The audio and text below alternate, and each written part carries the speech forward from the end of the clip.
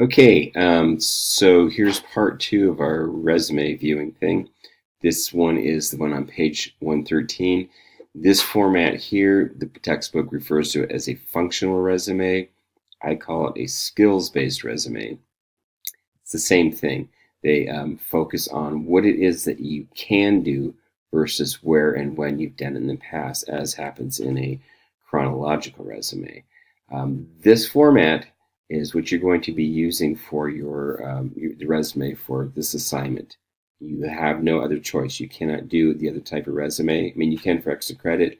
This is the main one for the main points. Here's an area that the textbook and I disagree.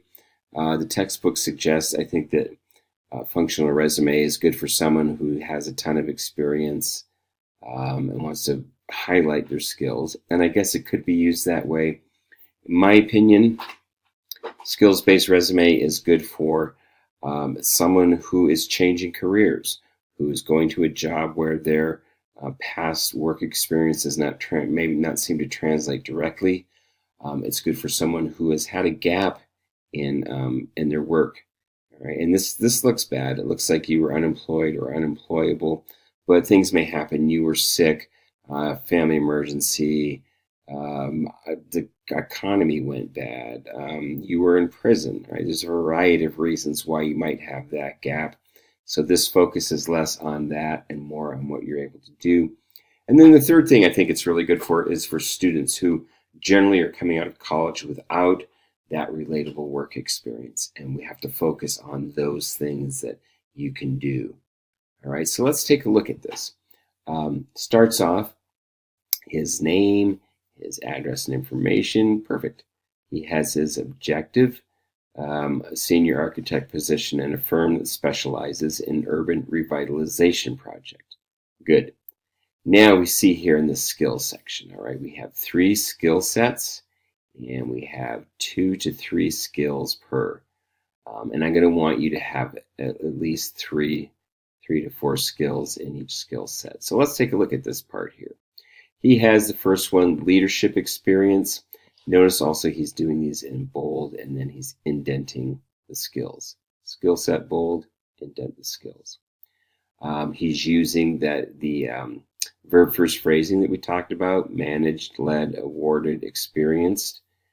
All right, and each of these things in here somehow relates to leadership experience. So some may be a little vague. This awarded a 2014 Archie for design. Not necessarily a leadership type thing, but I'll buy it. Sometimes you have to fit them where they'll fit. Technical expertise. He talks about his software and hardware that he works with. He talks about building codes. All right. Community involvement. And I would assume if this is one of the skills that's in here, it's not necessarily that it's one of his greatest skills, but this is likely something that was requested or talked about in the job posting. This is that mining for information. This is that looking for the scale tippers. Okay. So he was a founding member of the Better Atlanta Commission in 2017. He served on the Architecture Public Information Committee for Atlanta Metropolitan Council of Governments. So those are community type things. Next, we go into his employment background. And again, as I talked about before, consistency. Name of the company, italics. Name of the company, italics. Name of the company, italics. His job title, unitalicized, job title, job title. City, state, city, state, city, state, and then the date range.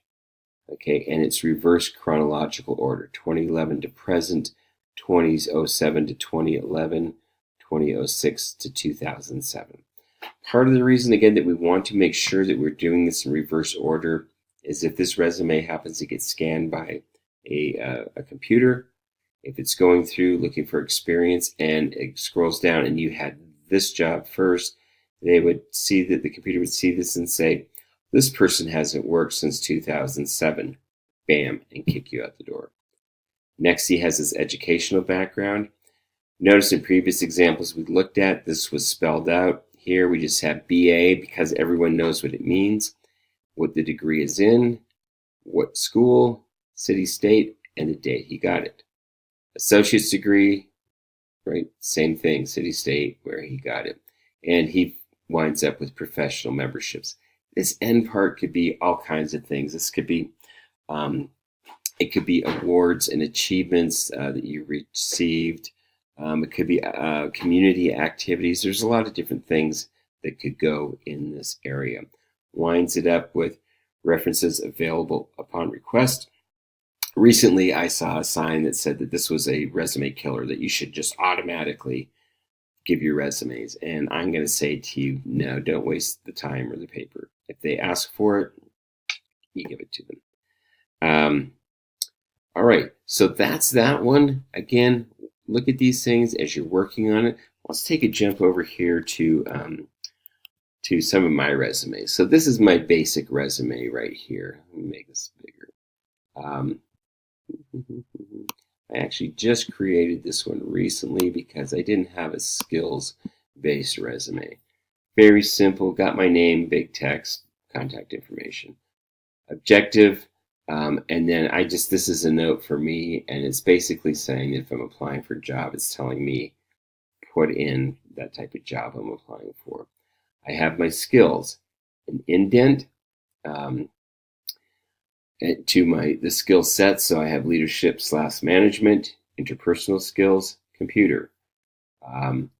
Then I have another indent level, and these are the skills. And here I'm using verb first: taught, engaged, managed, maintained, delivered, demonstrated, worked, etc. All right. And they are, again, relatively complete sentences. Just leaving out the personal pronouns. So taught various face-to-face and online university written communications courses to classes of 20 to 25 students.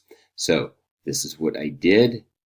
This is the types, so face-to-face and online classes. This is the level, university. What were the courses? Written communication. This is the number of people that I was teaching to. All right, so I've told a lot. I've done quite a bit of summary in that one sentence. Engaged in one-on-one instruction, discipline, and advisement of students and employees.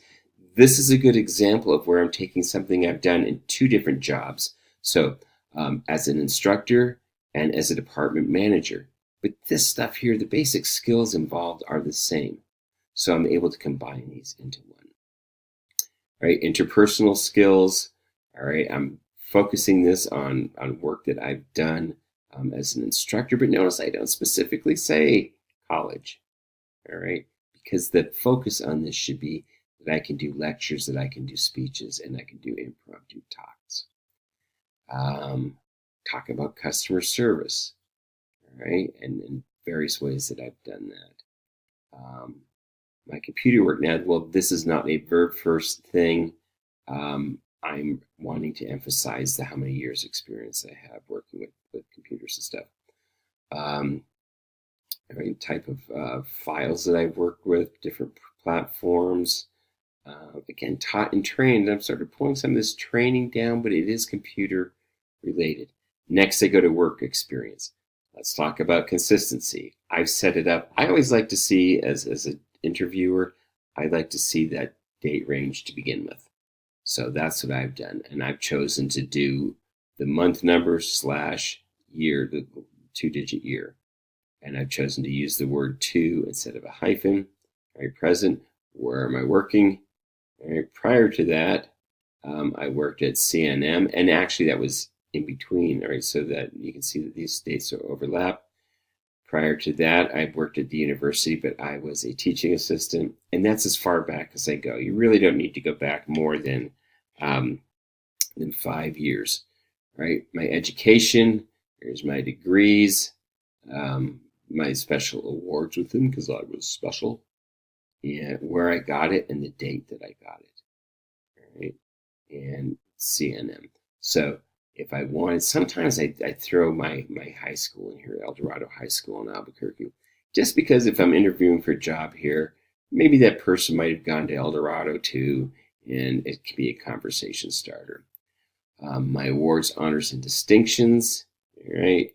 Hobbies and activities, always good to throw in there. Makes you look like a well-rounded individual.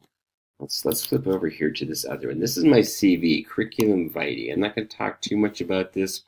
This is the standard thing. for academia. This is our resume that we use. Note this: if you are applying for a job in Europe, especially, and they ask for a CV, they are talking about a resume.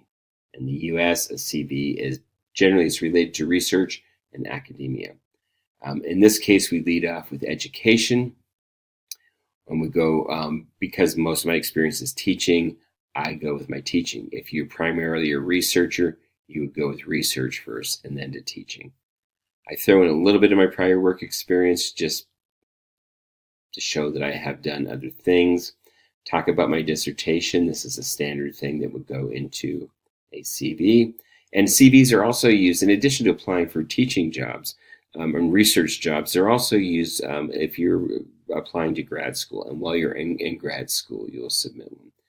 My various awards, honors, and distinctions, my professional development courses, academic and professional activities, etc., areas of interest. And this is just something that we talk about at the end of a CV when people say, oh, you're an English major, but what's your focus? So that's kind of what this does here.